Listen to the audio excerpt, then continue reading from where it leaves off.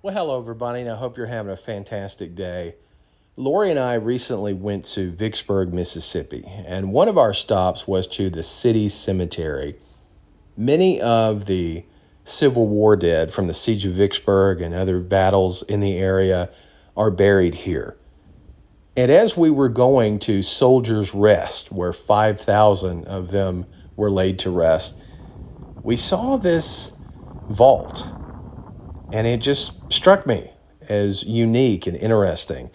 When we got up to it, we could see that the date was from 1858, so it predated the Civil War by 3 years. But the Civil War would play a vital role in understanding what this was used for.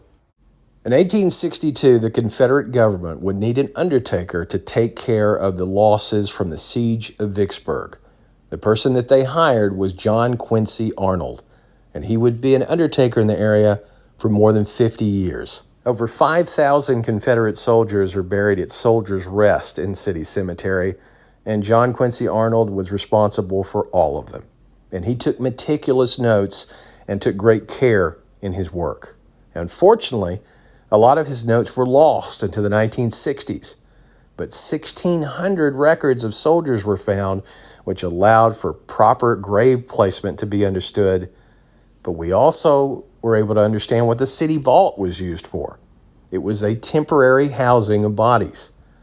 Of course, everything being done by hand during that time, there were only so many graves that could be dug over the course of one day.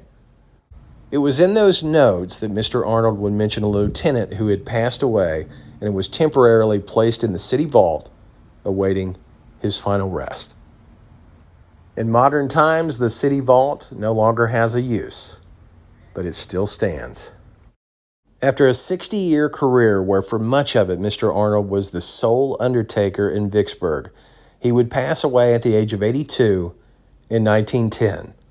It was said in a newspaper article about him that he was perhaps the most well-known resident in all of Vicksburg and would be greatly missed.